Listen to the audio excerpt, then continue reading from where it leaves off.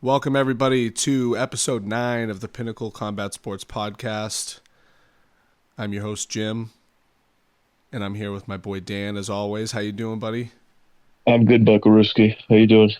I'm all right. My voice is shot. I think Was it from cheering?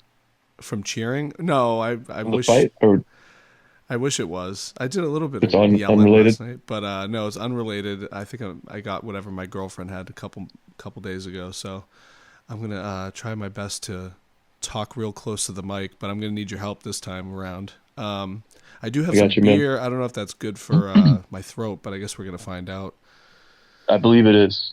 So, All right, I'll let you know. couple pints. So lots to talk about, man. Last night was pretty wild. Hey, you gotta love it when the fight of the night is the main event, and Yeah, it really was. So, it was a great fight. It but really was. but before we get to that, some other big news that happened last night, which I kind of, and again, we say this all the time. I'm not really up in the boxing world necessarily. I'm getting better about it because of this podcast. I'm paying more attention online and stuff. But Same. Yeah.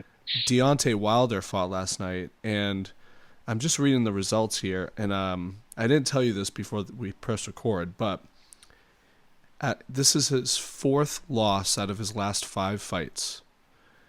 And he said before this fight that this was a make or break fight for him, and he was thinking about retiring. And for those who don't know, he fought, I'm going to butcher this guy's name, Zhilei Zhang. Sounds Chinese. I'm not sure where he's from exactly. Sounds Chinese. Um, Yeah, I think you're right.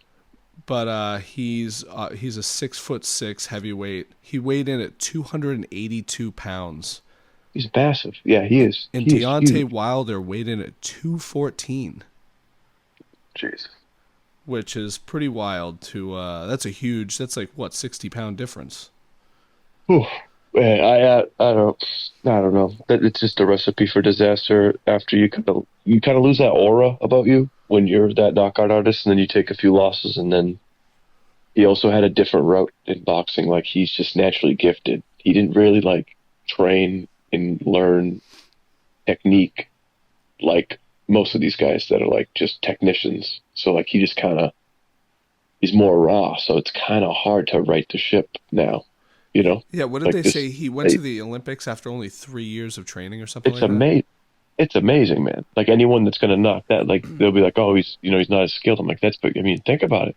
Imagine if he was. Imagine if he did I know. start at yeah. I mean, but it's like it's amazing. So it's like I think he had a pretty damn good career given what was the circumstances and how he began his career. It's kind of crazy, but Yeah, man. I mean, it's Yeah. unfortunate. It's a bad. It seemed like a pretty. I didn't see it. I didn't watch it, but it seemed like a pretty rough knockout by the sound of it. Yeah, it was So kind of weird. Well, at least the knockout was he kind of Zhang kind of clipped his like nose, like clipped him with a right, mhm. and Deontay turned around and almost looked at the ref like something was wrong, but he had his back to the guy, and the guy just came up behind him and right hooked him to the face and knocked him Ooh, out cold.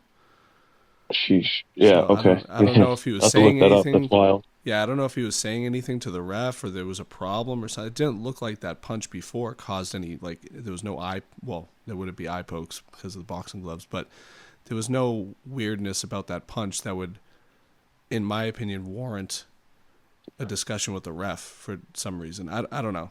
Honestly, I don't know. And he's also like, wasn't he known for like coming up with excuses? Remember he wore that like He's not great with suit. that. Yeah. He wore that suit and he blamed the suit for like being tired or something against Tyson Fury, right?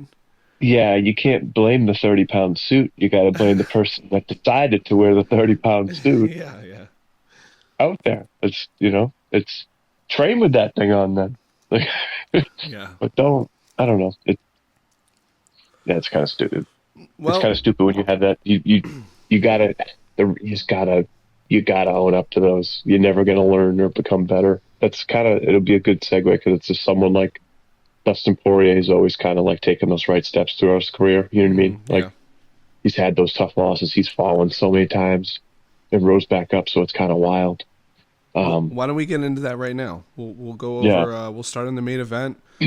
The thing that people want to talk about and hear about. We'll start with that main event: Dustin Poirier, Islam Makhachev. Obviously, the ending went the way at least Vegas thought it would go, and a lot of people probably thought it would go. I don't know. I mean, obviously, fight of the night, performance of the night for Islam. What do you think? I mean, it was just like it was a great fight.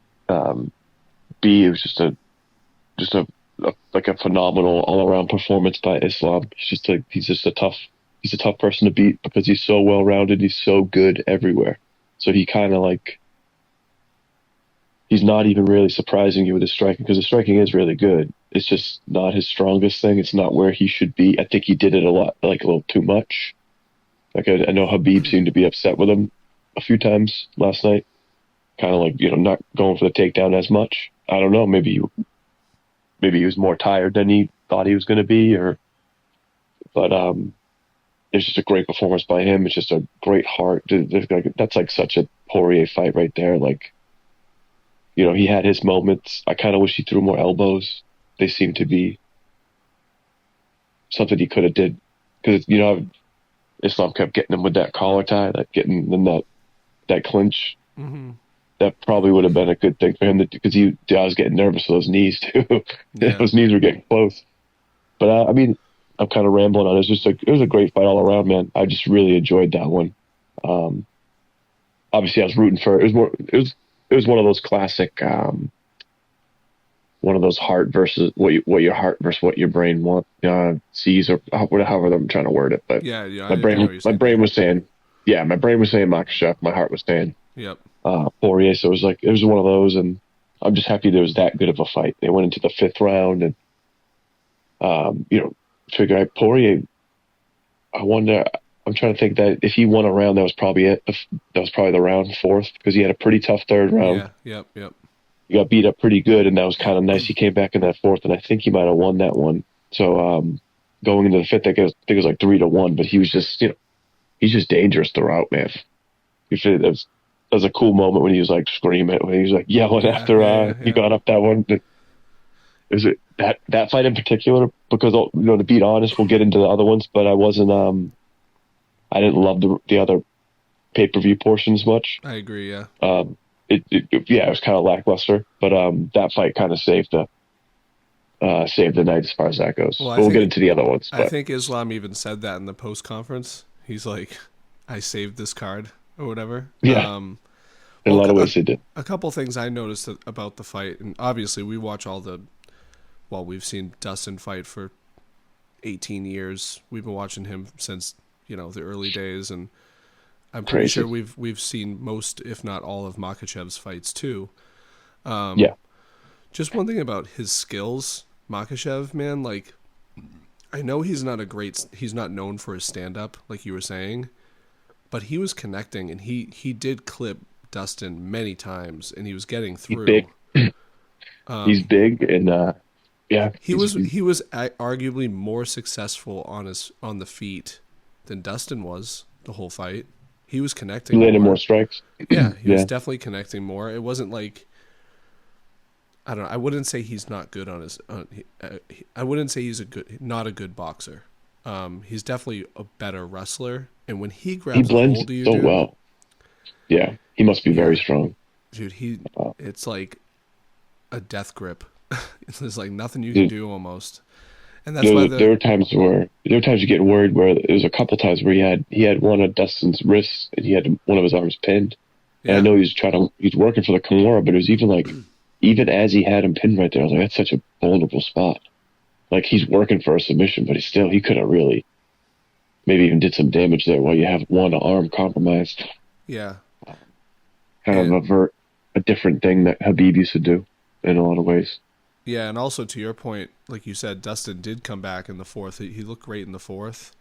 That was cool. That's what made it exciting. You're like, okay, those body shots must have hurt Makhachev for one, and that, like, in the clinch, hitting those body shots and then setting up a good uppercut or something like that, that could have, like, I mean, it only takes one punch, you know. Yeah, there's a couple clash of heads too that they both Yep. took one that was pretty. Like Makhachev had a pretty good cut from it, but I mean that's kind of the nature of the. Yeah. It just happens. There's meeting a lot in the middle there, but yeah, no, it was great, man. It was a very very entertaining fight. And the other thing I loved about this fight was that Makhachev was cut, and he did have to get through some Some hard adversity. times for some adversity in this fight. And I like to see champion, especially dominant champions, and how they react to those moments. And this just shows again why he is who he is and why he's at least considered one of the top pound for pound guys in the world. So, um, His and they resume and they were speaks all for itself. respectful. He They were has to all be. respectful after, and I love that Yep, stuff. You know. it's great. It's great to see. You love that.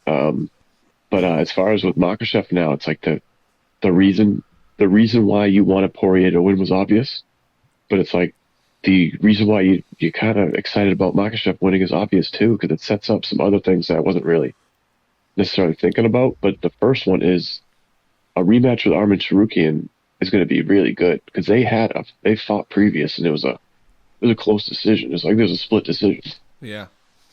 so that they're pretty evenly matched. Sharukian is a really talented mixed martial artist, and that dude Gamrot that trains with Dustin coming around the corner there, he's in the top 5 or so.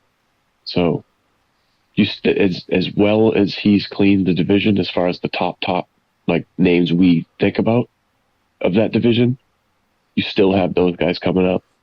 You if Saint Denis continues to fight, he's going to be around that mix again. Yep. There's a lot of like other fighters that are exciting that are coming up. And I think he's one of the top ones because they have a history. But then you hear him bring out the idea of how he wants like a challenge, which I thought was kind of interesting because you do have a rematch with someone who was one of your closer fights in recent memory. So it's kind of weird to go in a different way. But that a fight with Leon Edwards would be that's a different Yeah.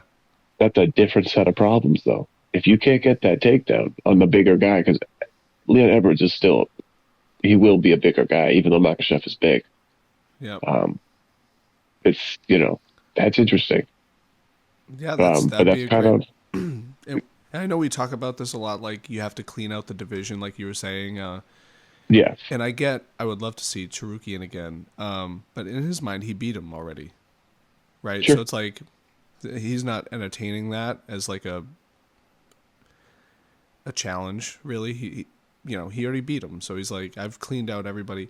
The thing about 155 is that you can't really clean out 155 because there are always guys ready to go. for sure. And you figure the dude's he's sitting cage side. I'm pretty sure didn't he just beat Charles Oliveira? So it's like he's like number 2 because Charles Oliveira was 3. Yep. So it's like Poirier was right underneath that. He just lost last night. Justin Gaethje's underneath that. He's coming off a loss. Yep. So it's like Yeah, that's the only one that makes sense for it's the sure. only one that makes sense. So it's like you got to be looking at it like that has to be next. It has to be in my eyes. That was the only reason why I thought it was kind of curious.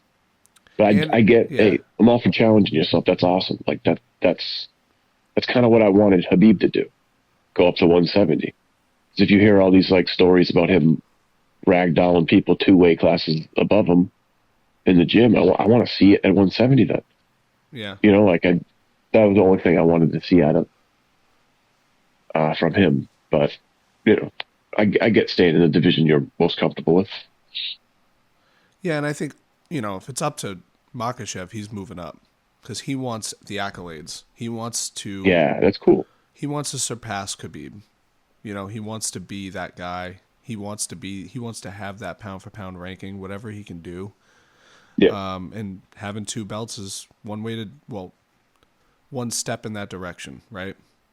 absolutely. Yeah, you control all the plays at that point if you have 2 belts. But that, And especially in those divisions, dude, I 155 know, imagine and that. 170, Yeah. like that's also something to remember. I don't know. So no one's ever held those 2, correct? 'Cause that's the No. craziest Yeah. one, I think. 145 and 150 were Connor. Yep, and that's the craziest. I think that'd be the craziest division to have a hold of two Yeah. of those So all right. because of the difference. So this gets into something that was talked about after. Did you watch the post conference at all? No, I didn't. No. So a lot of people are, arguing that Islam's the pound for pound best in the world, and Dana White was adamant that that will not happen as long as John Jones is still fighting. But He still I could, praises John Jones as the pound for pound best. I see that argument. Yeah, no, it's But we got definitely, to talk yeah. about. But I see your argument too, which is like right too. It's like we got to talk about who's active, not Well, someone who's like, yeah, you that's know, what one of the guys said. That's what one of the media guys said. He's like, well, yeah, John Jones has fought once in the last like 3 years. And he's like, but Dana White's argument to that was, yeah, he took 3 years off and came back and beat the best heavyweight and made it look easy.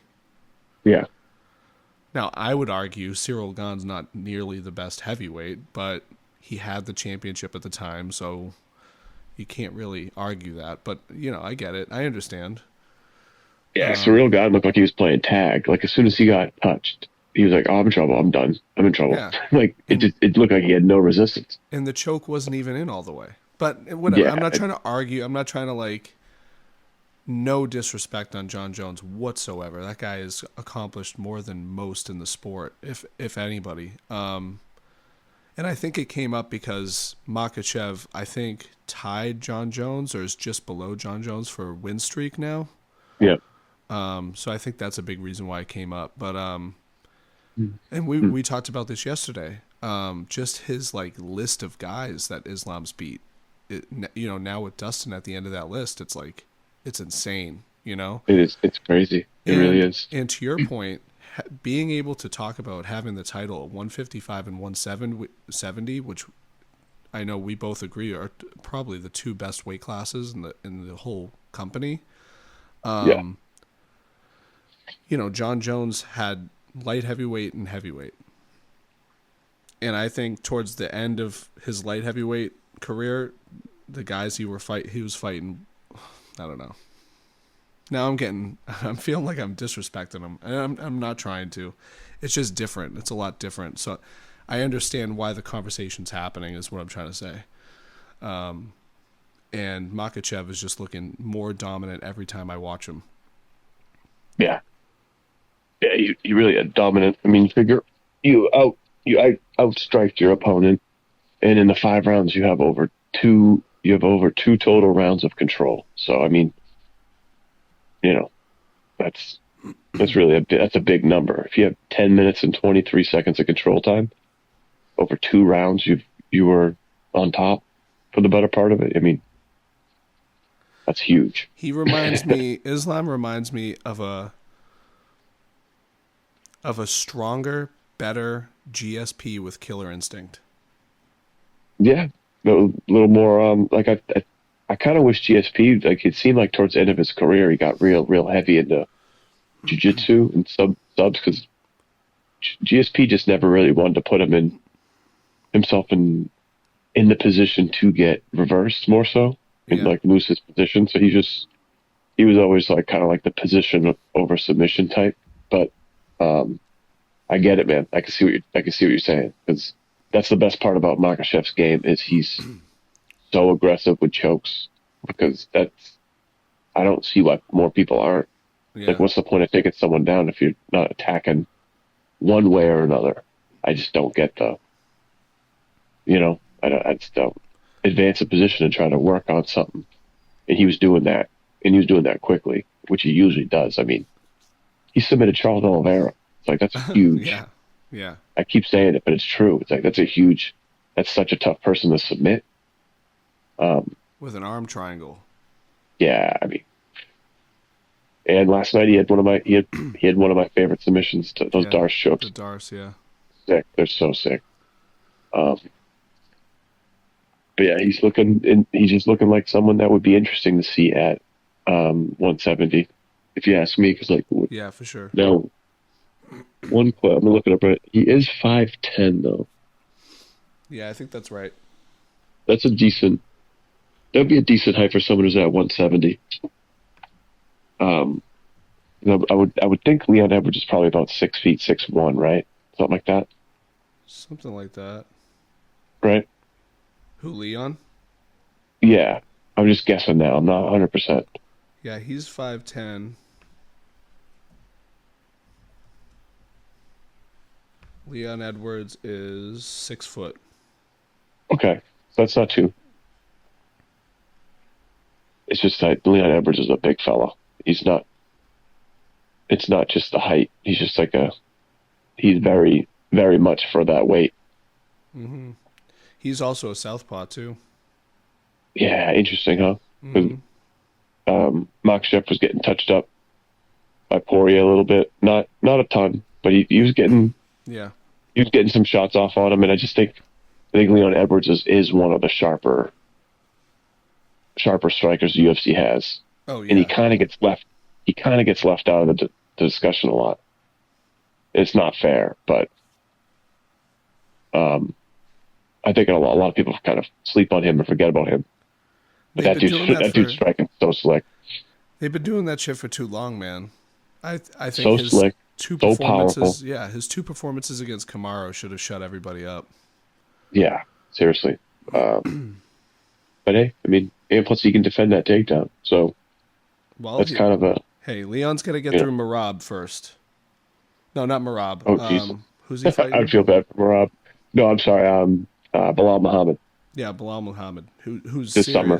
serious. Yes, That very guy's much so. really good. Yeah, He's very well rounded. So he's a tough person to fight for 5 rounds because yeah. He's not he going to does get have a nice. tired. He's going to keep coming forward. It's going to be a Yep, great fight. I can't wait for that. that's exciting. That's a great. And that's the cherry on top of that Manchester card, right? Yeah, yeah. Wow. Well, let's get into the co-main, Sean Strickland and Paulo Costa. That one, it didn't go the way I thought it would go. Yeah, half of it went the way I thought. I just one side just didn't seem to show up really. And I don't know if that was just a combination of a few things, but yeah, it was kind of weird. Strickland showed up exactly how you imagined he would, I Yeah. felt, and he fought exactly the way I imagined he would. And Paulo Costa just seemed tentative, so I don't know what really happened there. I was kind of expecting it to be a little more back and forth. Yeah.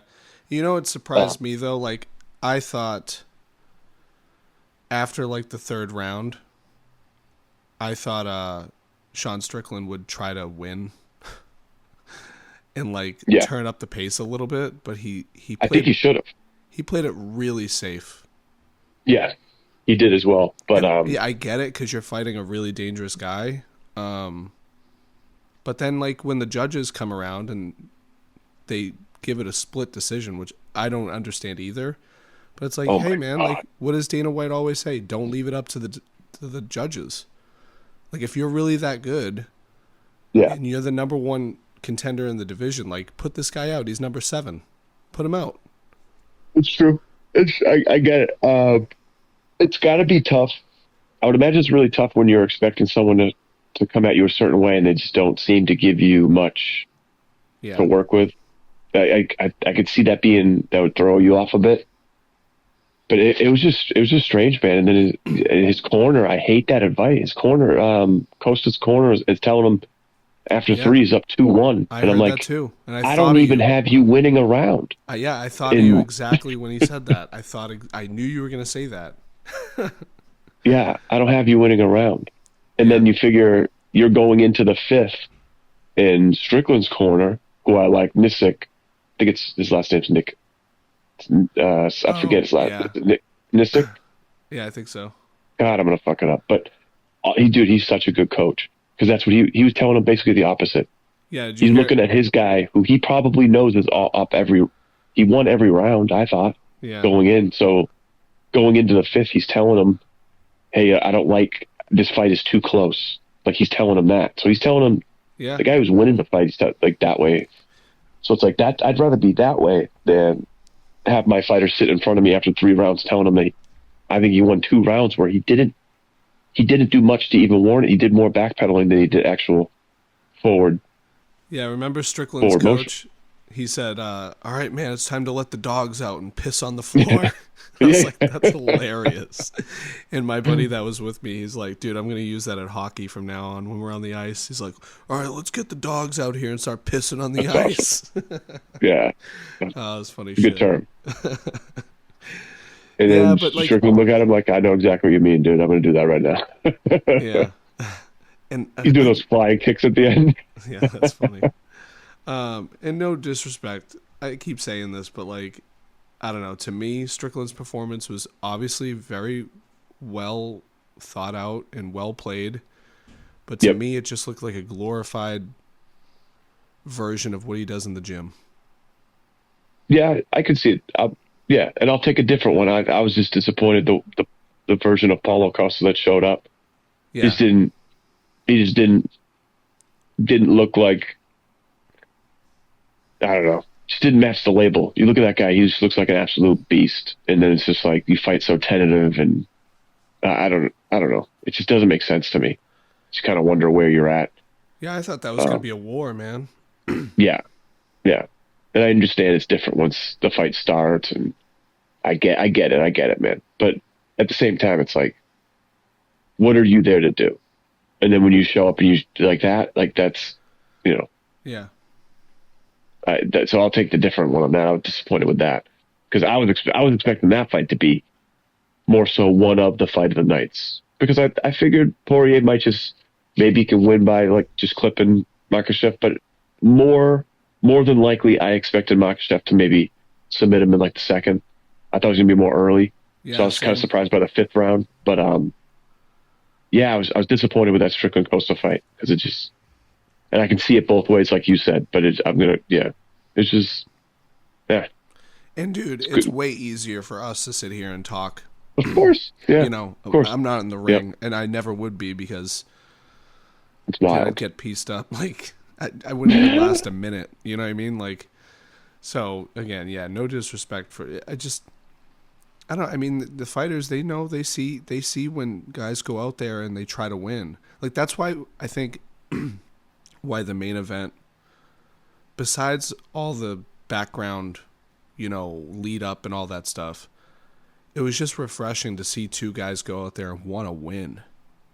Yeah. Like, I think Strickland fought, rather than Strickland trying to fight to win, he fought not to lose.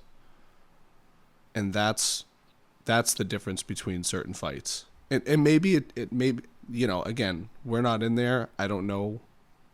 I'm not a fighter, right? Yeah, sure. Maybe it's just what, like you said, to your point, what he was given by Costa was, I don't know. Maybe he just felt, I don't know what he thought, but yeah. Well, I mean, it could be a factor. A guy like Strickland, he's caught, like, how he fights. So it's like, I think he maybe too many of your sparring partners are just that fight similar to you, whereas opposed to, you don't really know how to deal with these counter strikers as much. So if someone's just sitting back and not giving you much and waiting, maybe that threw him off. Because as much as a guy like Pereira's aggressive, he is also a counter striker. Because in those pockets, that's where he knocks people out, those real tight. So I don't know. Sorry, what were you gonna say? In a fight, I'd imagine like. Most of what you do is a reaction to what your opponent's doing. So if your opponent's not engaging the way you thought he would, then you gotta, especially with a guy that's so dangerous like Costa, you're expecting him to open up at some point. And maybe Sean was just waiting for that moment and it just never came. And probably a lot of that. He just played his hand the way he knows how to. And that's just the fight that came out. So, yeah. I think he really could have, without even exposing himself too much, I think he probably could have turned the pace up a little more on him and just a little more gas, either in that third or that fourth. And you really never know because he did kind of, a lot of the times that Costa lost it seemed like it was more like balance. Like, I don't think he was truly knocked down most of those times. Mm-hmm. But you figured the shots were landed from Strickland. He was aggressive and enough, and um, but yeah, it just seemed like one of those fights where you were just kind of looking for a little more from one guy, and I really feel like Strickland would have returned more if he had gotten some level of resistance or just something, even just one round, man, where maybe Costa came out and he came out looking like he was trying to hurt. It just didn't seem like I didn't see him throw many head kicks. I love his head kick. I kind of wonder what was up with him. Yeah, yeah. If he had something going on too, like that could, then all this means nothing. So if he's like, oh, I went into that fight with this and that, I'm like, oh, totally get it now. But it just seemed he seemed off. Yeah. And it's just like, it just sucks when you hear the corner give such shitty advice too. Like that's one of the ones I hate the most. Yeah. Like don't ever tell your fighter they're winning if they're not. Because then they're definitely not going to win. Because then they're going to fight like they're winning. For the most part, you know what I mean? Like at least half the time. Yeah, it totally changes. Fight a little more strategy. cautious. Yeah, it's like it's the last thing you need to be telling your fighter. Yeah. But so in the post conference, Strickland says he's going to sit and wait for a title shot. See, I think with the win he just had, forget about whether we think it's impressive or not. You know what? I just think the position he's at, especially if they do Adesanya Duplessis, I just feel like why wouldn't he be the next one, right? It makes sense. Yeah. It's like he has a close fight against one and he beat the other one. So it's like I would think it makes sense. Yeah.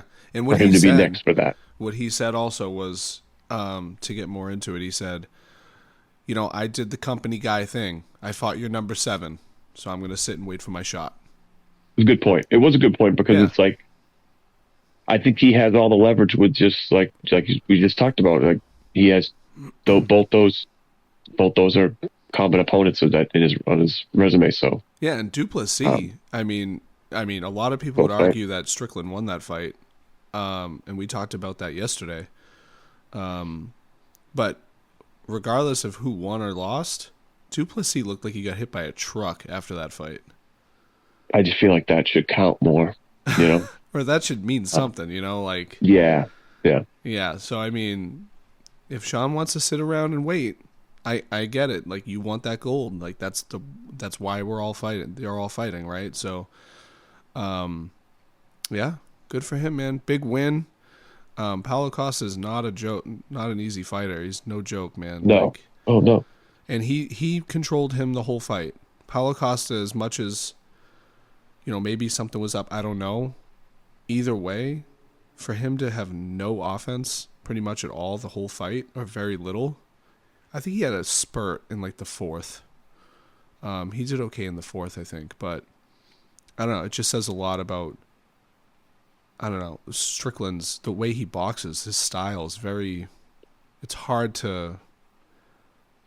to hit him. And they say that all the time. He's like the least hit fighter in the UFC. But he just walks you down. You would think someone that keeps walking forward would get hit more, you know? He throws that push kick a lot. I think that kind of throws people off too. So it's like, it's a combination of that forward momentum and constantly kicking at someone where, I mean, it just seems like that would be a tough combination to deal with because it's like, as soon as you want to engage, you might get like a team kick to your stomach. Yeah. Those are the little ones that you really don't really think much about. You know what they're kind of like afterthoughts, you know. Yeah. You know what he kind of reminds me of? A more unorthodox version of Nate Diaz. Because like he threw over 300 punches in that fight last night. And it's mostly volume. There's not a lot of like power behind a lot of them. Not that there's no power, but it's like he's not looking for power. He's looking for connection. Yes. A lot of the times, and he's playing also a defensive game at the same time, and he's really good at both of those things. Punches and bunches, always walking forward and keeping control, and somehow like evading offense from the other guy. And yes. and being a great counterpuncher at the same time. So, yeah, I don't know. It reminds me of like a newer version of Nate Diaz. That's a pretty fair. I think I've probably even heard people compare them before, just because the similar-ish style. But yeah, no, I get what you're saying. I just yeah, you figure even the eye test, we were kind of looking at it like maybe he could have given a little more and turned it up at least in one of those rounds a little more, and he still threw that many shots. So it's just like, Yeah. he's good thing he did get the win, because that would have been really shitty, because one of those judges had it 49-46 Costa, and I was just like, How? That's insane. what the fuck are you watching, man? Like, that last night was pretty bad with that. There were a few of them. Like, who was the other one? The other one was Almeida. I'm trying to think. Almeida, the undefeated fighter that lost. Yes. Someone had it going to him, and I was like, "What? He what didn't fight win. Were you watching?" Yeah. He didn't win either. So it's like those two of them. I can't think of there might have been another one, but it was fortunately, I think all of them, the correct fighter won. It just was a bogus scorecard, but yeah, the correct fighter still won. I think in all those scenarios, definitely those two. But I think the other one we can't think of. Yeah, I can't remember. It was a similar thing.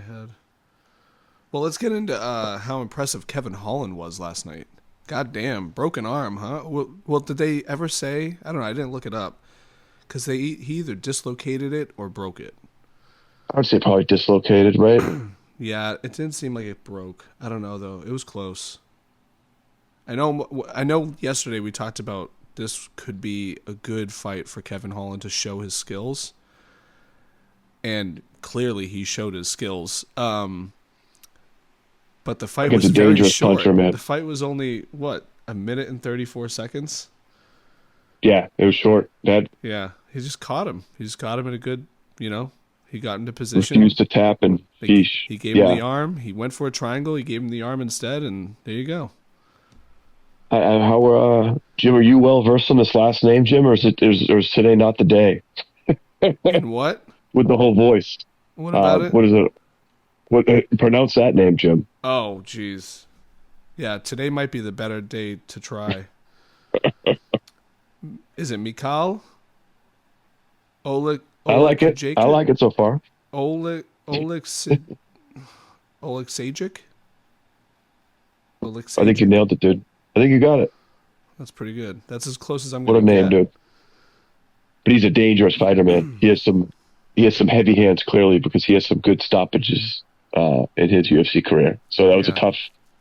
Because Holland got, I think it was more. I don't know how well they landed, but obviously he was knocked down. But I can't remember if that was how flush those were, or if it was more so just kind of the flurry kind of got him off balance. Do you remember that? Was that guy ranked, by the way? Do you know? I'm going to say no, because he's light heavyweight earlier in his career. And I think he's just now recently went down from middleweight, and then now was he a welterweight now? That's what Holland is, right? Yeah. Which is crazy, because I'm pretty sure that dude started at 205. Dang. Olashchek? Yeah, that's probably right. Yeah. It's tough, dude. I've heard it before, and I still can't get it. That's a tough one. He's been in the UFC quite a bit. I've watched him fight numerous times. I need to get that name down. But man, there's some wild ones, huh, Jim? So this puts Kevin Holland in he's always in a great position. Kevin Holland seems like he got the ticket, man. He's always getting great fighters on great cards. He's fun to watch. Yeah, Dana loves him. Dude, he's got huge balls, man. Like, he's taken some fights with some fighters that really he shouldn't. Yeah, Khamzat Chimaev, come on. He should have no business really fighting, because of not because of his talent, not because of like a talent. No, it's not because of that. It's just because of the time difference that these two have been fighting. Like, Kevin Holland's hasn't been doing it that long, so he's kind of carved out a pretty cool career in that way. Like, also, is he even ranked? I mean, he always gets like ranked fighters. It's tough. Some of these guys I can't remember, because you figure the reason why they're probably not ranked is because the win streaks they might even be in the middle of. It could, if it takes place in two different weight classes. It's kind of like they don't count as much, right? Like until you get into that division, those wins don't mean as much. Yeah. But yeah, he's relatively new to 170, so. And then you figure he's had some losses, so I'd say probably no, because I think his one big shot to be ranked or remain ranked was when he fought Wonder Boy, and I think he made the mistake of making the gentleman's agreement to stand up, and now not smart against a guy like Wonder Boy. So yeah, right. But once again, the ball's on the. I mean, that's just how great was that fight? It was a great fight. So it's just one of those things. You just got to decide what kind of career you want to have. And I don't know if it's like a conscious thing, but dude, Holland's gonna do fine with him for himself. It's like I don't know if it's a conscious decision, but you kind of just one of those fighters is just like gonna show up to fight whoever, whenever, and just give them. You're doing it for the fan. You're doing it more for like the fans and the moment, and like just how badass is this? He's stepping on this day's notice. He's fighting this guy. He's like he just doesn't seem to really. When it comes to these people, like they make more business decisions. Yeah. And they're like, it's not a good fight right now. It's not. That doesn't mean the fighters. None of these fighters are scared of it. Really, anyone for ever or for the most part at all. But it's more just like this doesn't make sense right now for you, and it's a bad time for you at this point of your career, or it's not wise, or Yeah, he just throws all that out the window. Yeah, like what are the correct steps to the goal that I want to achieve? Yeah, sure. Whereas like Kevin Holland, I feel like is like kind of like us in a way that like he's like he loved people like Cowboy. He's like that. I'll just fight whoever, whenever. Put a name, give me a dotted line, and I'm going to sign it. And I think he just likes to be out there. He likes the fame. He likes the energy. He likes to be out there and doing things, and yeah, he likes to be active. So. Let's get into the next one. Nico Price and Alex Morono. That did not go the way I thought it would. Alex Morono got so tired so fast for some reason, and he usually I don't know what happened with that. That usually doesn't happen to him. It was really odd, but good for Nico Price. Nico Price is just like he's obviously a pretty big guy. He's not like a super polished striker by any means, but he's still landing quite a bit. He's still putting a crazy pace on people. So that was probably something that, definitely myself, I didn't think was going to be as much of a factor, but, I think that really was. I think he put up pace on Morono. They just did. It's like, it's not that hard. It's not that hard to gas. You figure it's like the way you'll gas is when you're not recovering, like you're not given the proper time. That's all that is. So it's like you could be given 10 seconds less than you need. And then it just snowballs. Because you're constantly like that's why always a good example would be like when if you're treading water and if you're kind of like going a bit under, that's a good reason. That's a good example for like getting tired. That's what it feels like. Yeah. So you just can't quite get to the just to get air, But that fight was still kind of exciting because I think going into round 3 it was tied 1-1. Yes, I agree. Okay, no, it was a good fight. They're both exhausted, but if somebody does something here, they'll win the fight. And it just happened to be Nico Price. He had a little bit more energy. He got off, I think, a big knee in that round. I think he took him down or something I can't remember exactly, but he did what he needed to do to win the 3rd round and get the judge's decision. So, good for him, man. No, it's a good win. It was a very good win for him. But nice, clear-cut, easy decision. They got it right on the scorecards. Imagine that. 29-28 all across the board. That's how I saw it, like we talked about. And, man, I think just to skip to it real quick, I think the first fight of the night was the other one that I was like, what? They gave for who? Like they gave, one of the judges gave it to Mitch Raposo. And it was like, I understand there was some moments in that fight that were kind of like, that was more, I thought, on the ref. Because I'm pretty sure, wasn't that the fight where there was a couple eye pokes? Oh, yeah. Herb Dean gave a hard warning. Yeah. But when you give a hard warning, you're supposed to I would imagine, deduct a point the next infraction, and you didn't do that. So, like, what was the point of the hard warning? Yeah. I think that was kind of confusing. But I think that was the other fight where... two of the other judges gave it to Andre Lima 30-27, but the other guy Yeah. had 29-28 the other way. It's just like, come on, man. Like, it can't be both. Yeah. But What that was the about other one. your boy, Rude Boy, Randy Brown? He looked solid. I think he was kind of it was a tough guy he fought. That dude's had some big wins against some tough opponents in his own right. But I kind of was hoping to see a little more from Randy Brown. But Yeah. uh, I thought what'd you think? that could have went either way. Yeah, I thought Dos Santos fought really well, and I thought the judges were going to give it to Dos Santos. I thought it was a little closer than they I wouldn't say it made was it. surprising that Randy Brown won. I think I had it going the other way, just by a little bit. But Yeah. I think both fighters look pretty good, and I was talking about this with my buddy, and like, Randy Brown has a perfect body style.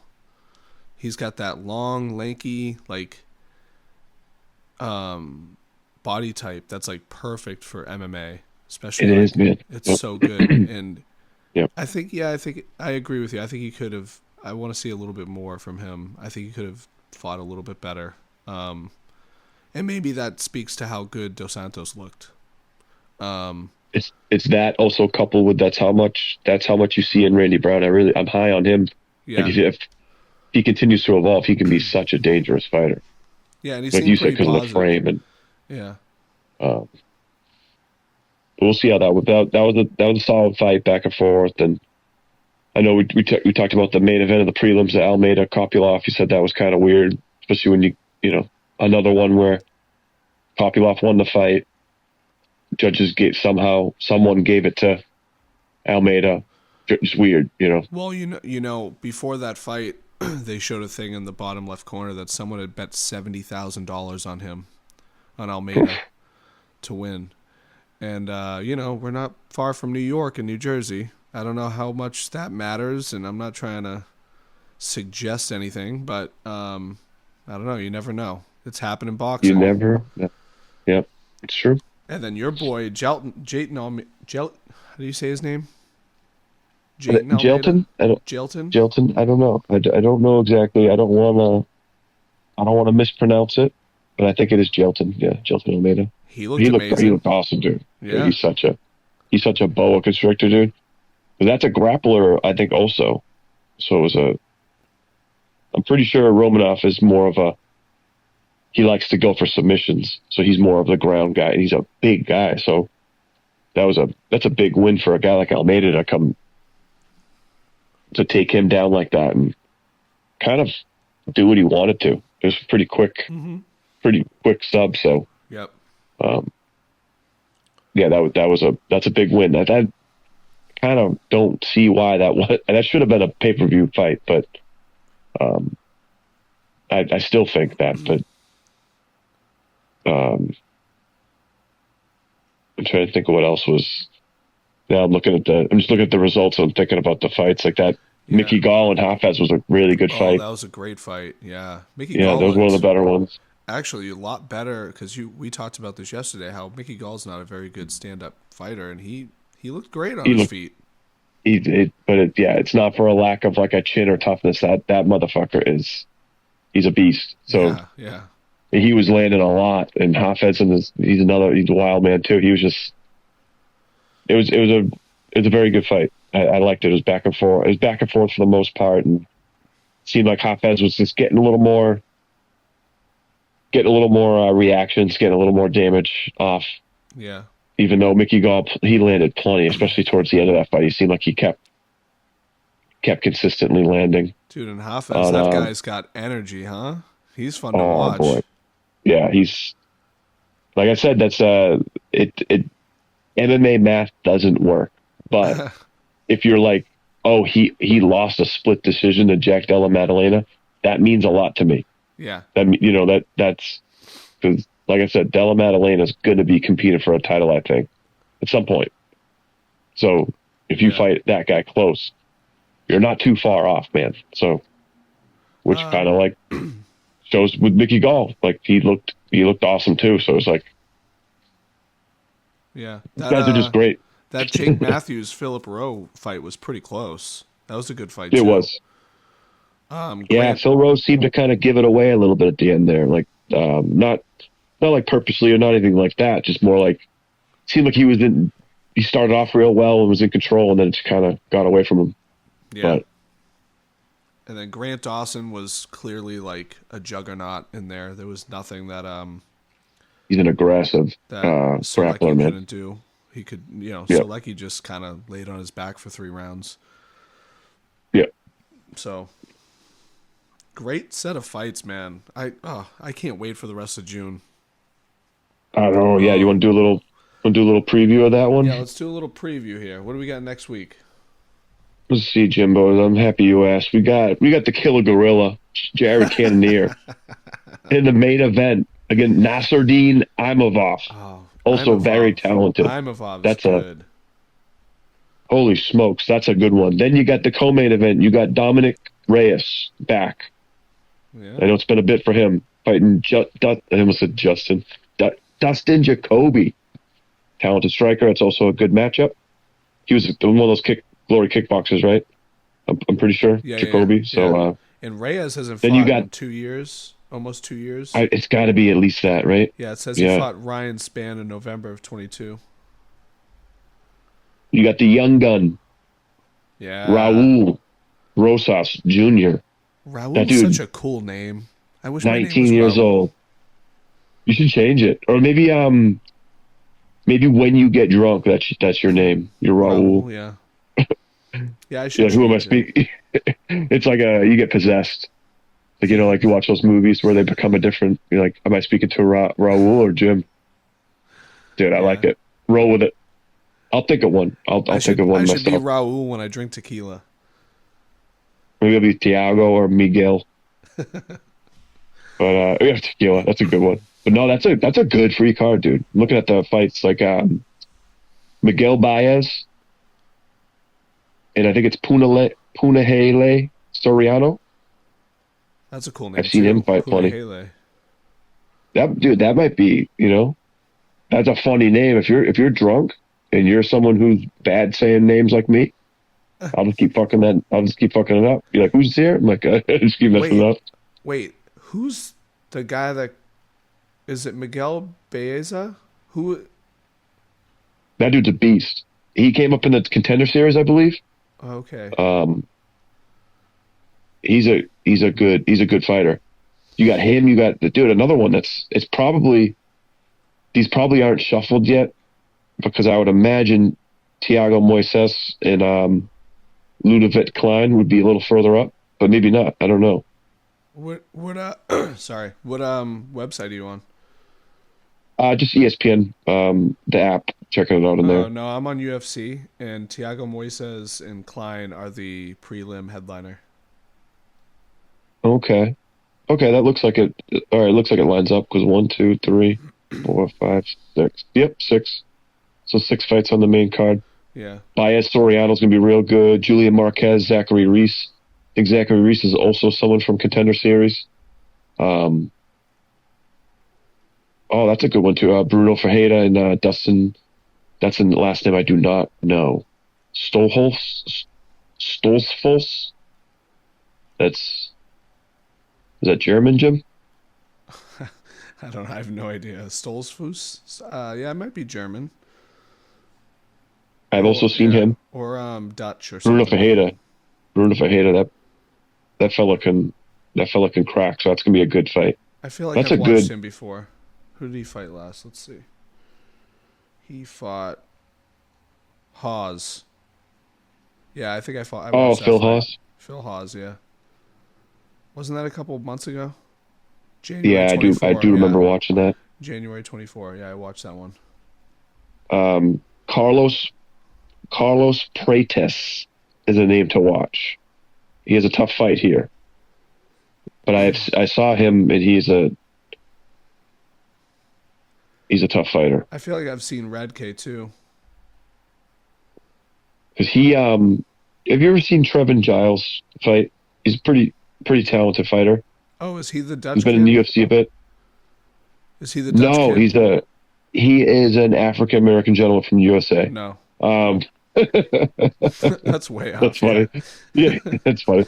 Um, no, but Who the that hell was was I thinking surprising of? because Carlos Oh, Giles. Here you go. Carlos Pratt. Yeah, dude. Carlos Prates. That's a name to watch, Jim, for that card next weekend, right? All right. That's my Oh, dog to watch. speaking of next, speaking of next weekend. Sorry. I like it. There's a boxer that I've been high on that I've been telling you about. He's Yes. fighting next week. Xander Zayas. He's going to be on Top Rank. I'm pretty sure Top Rank. I'll look it up right now.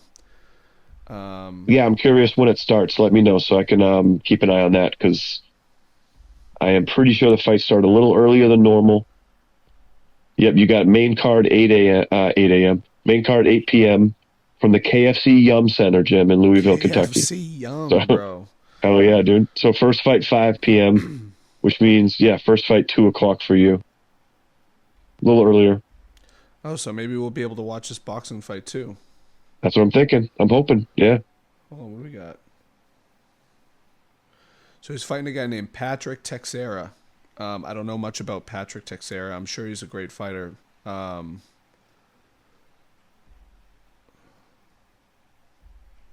We're here for Zayas, though. Patrick Teixeira, what's his record? I don't know what his record is. Oh, 18-0. He's 18-0. No, wait, sorry. Okay, his opponent? Or is Xander Zayas 18-0?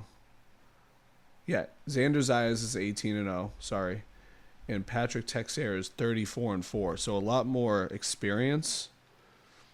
34 wins with 25 knockouts. Xander has 18 wins with 12 knockouts. Let me get to Top Rank though. And that's so Zayas Teixeira. It looks like it's main card 9 p.m. Eastern, so we can watch both. That's cool. Yeah, they're the main event, right? I believe so. Yeah, Zayas will take on former Brazilian world champion Patrick Teixeira in a 10-round clash on Saturday, June 8th at the theater in MSG. Wow. Yeah, that guy, he's just really good, man. Like, I think you're going to like him a lot. He's fast. What weight class is this? They have all kinds of weight classes, so I don't know. I'm not as familiar, but it's also the co-main event is dude, talk about a name, Jim. I think I found my name when I get under the influence of alcohol. If you were like, hey, is Dan there? I'd be like, no, but Bruce Shoo Carrington is there. Oh, nice. Hell yeah, dude. But Bruce Shoo Carrington, apparently he's like one of the latest prodigies from Brownsville, that area. Okay, yeah. Tyson came up with Tyson and Shannon the Cannon, and it says aims to extend his knockout streak against Mexico's Jose Enrique Vivas. Sounds good to me, that co-main. So yeah, let's go. I'm looking forward to that. I'm gonna have to remember that one. So we'll definitely. Well, I'll remind you for sure because I've been looking forward to this for at least a month or two. So That's awesome. No, it's cool. I'm looking forward to it now. I'll start looking up. Let me screenshot that. And that works out well because I figure that starts at 9. So if that starts at 9 and the fights start at 5. Is that what you're saying? UFC start. No, the main card starts at 9 for those fights. Mm-hmm. And I think the main card for UFC starts at 8. So they might overlap a little bit, but the main event will, like Zayas, that main event will be the last thing we can watch. Yeah. So that might work out perfectly. Because it looks like we got 5 p.m. It starts the fight night. Okay, so that's going to work out well, Jim. So and then just to I don't have 2 things going either way. Just to preview the rest of June, right? So next week for UFC we have Cannonier Imavov. Then the week after, I believe, is Perez and Taira. Taira, is that how you say that? Taira? Tatsuro Taira, yeah. Who else is on that? Andre Muniz. That's a good fight. Lucas Almeida, Miles Ikram Johns. Aliskerov is really good. I'm not as familiar with Timmy Kuamba. Well, if you I go have seen down, Lucas Almeida. if you go down to the prelims, you got Jimmy Flick. That's a cool name. That is cool. Like if you were like a movie director, that's kind of what I'd want to. Hell yeah, dude. And then obviously Weston Wilson. the week after that, we got our free ABC card in Saudi Arabia, Whitaker So excited for Chimaev, this card. and we're gonna So excited for this card. do a pre-post episode for that as well. Hell yeah. Correct? Love it. Yep, absolutely. Yep. Sergey Pavlovich, Alexander Volkov, Johnny Walker against Ozdemir, Kevin Gastelum and Rodriguez, Magomedov. Oh man. I really like that fight. It's a bantamweight fight. Farid Bashkarat against Montel Jackson. That's a very good matchup. I like that one. Renat. Oh, that's gonna be a tough one. Fargarantinov Whoa. against Nicholas Dalby. Nicholas Dalby's always fun to watch. Isn't Jared Gordon? He's pretty good. He is, and so is Nasrat. God damn. He also Paras? he had a pretty good. I want to say he fought Kelvin Gastelum at one point. Did he not? Kind of looks He's like fought Kevin some- Gastelum. Maybe that's why. He does look like Kevin Gastelum. Oh They could my be brothers. god. That's exactly what I was gonna say, Jim. I was gonna Yeah, no, he did not, but he's fought some good competition. I'm trying to think of the name. I think it was maybe Dan Hooker Here. He fought when I saw him fight, Malarkey. Makdessi, Bobby Green. Yeah, Bobby Green. Hooker, yep. Drew Dober. Whatever happened to Drew Dober? When did he fight last? I like Drew Dober. It's been pretty. I want to say he was pretty recent. Let's see, Jim. I think he was. Moicano. Remember he lost to Moicano. Yeah. Okay. Yeah. So but I really like that Bashkarat Jackson fight. I'm not familiar with a couple of these names, but I just know this card's going to deliver and then some. Yeah. These cards always do. I love the daytime scraps, Jim. And that main event, I might be more excited about that fight than any fight that's booked right now. I agree. Yeah. I mean, that's first of all, it's a huge fight in terms of like title shots and rankings and all that. And that's middleweight too. So I mean that changes everything, right? Like, yeah, that's why Chimaev looks so crazy. You see the photos of him, you're just like, Jesus. Yeah. Like, so who knows? Sean Strickland's got to wait for all that. Who knows what the dynamic's going to look like after that fight and how it goes down. Yeah, I'm so looking forward to that one. So that's going to be something that's really going to be, I think it'd be necessary and it'd be fun to do a pre and post. Yeah. And then of course a week later we have the return of Conor McGregor against Michael Chandler. Michael Venom Page and Ian Gary. Yep. Jamal Hill, Ulberg, yep. Good, pretty solid pay-per-view card.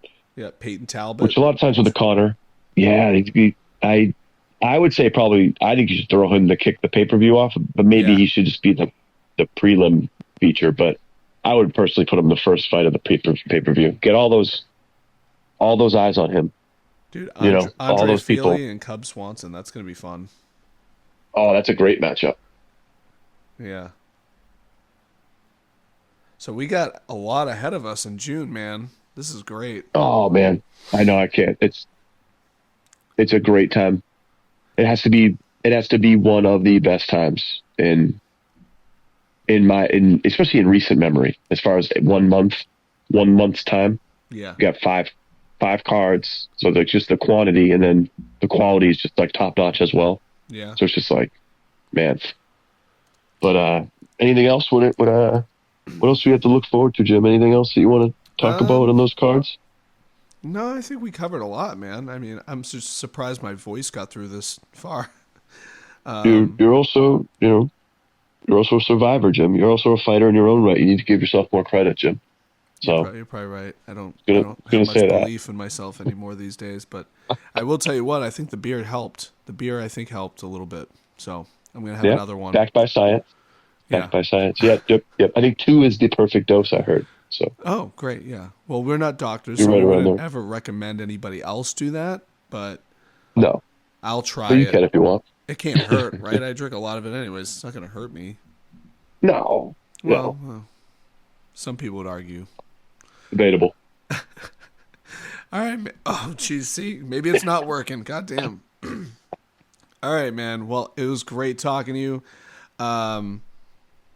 Yeah, I say we finish it up there, if that's all right with you. Oh yeah, no, I agree. That no, good touch, good spot to end is for the most part maybe a lackluster pay per view, but it was like they really did save it by that fight of the night main event.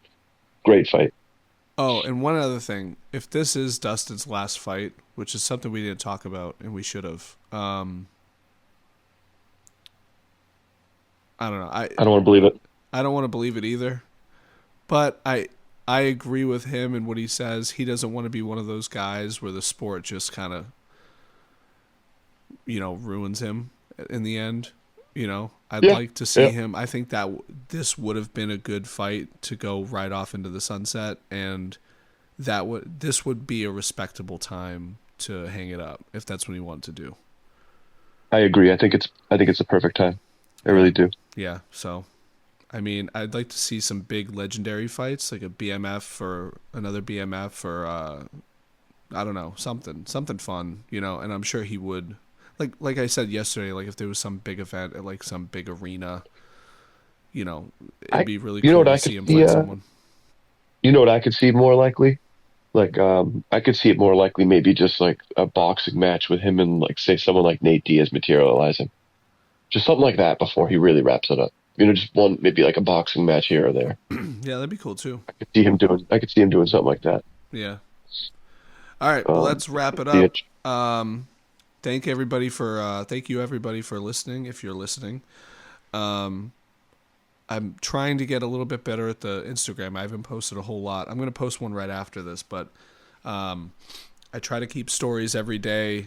I got to post more. We're trying. We're just having fun with it. I don't want it to seem like a job. I want to have fun with it.